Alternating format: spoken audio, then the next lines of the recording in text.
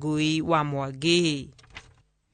Egatho Wangui itemine ria kurehe uigananu ukinyanĩrĩinĩ wa gĩthomo kĩega bũrũri-inĩ thirikari nĩ yũrĩtio gũthukagĩra thukuru cia andũ kĩũmbe ũteithio na ũtarani o ta ũrĩa marutagĩra thukuru-inĩ cia mũingĩ. Ona kũrĩ ũguo marauga nĩ monete umithio wa gĩthomo gĩa CBE amu nĩkĩ kĩarahũrĩte meciria ma arutwo na gũtũma arutwo monanie taranda ngũrani na ũmenyo wa maũndũ maingĩ.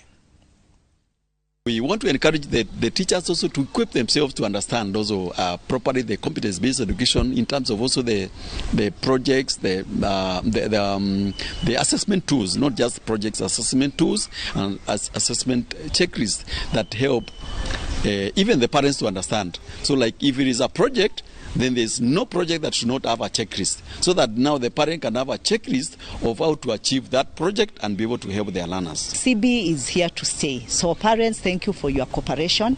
And maybe to the government, what I would like to urge them is to equip even the private schools with books and the relevant resources that we need.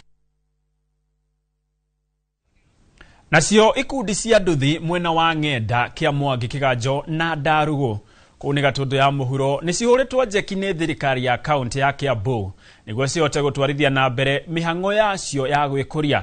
Nĩ mũbango ũrĩa ũrongoreirio kũnengera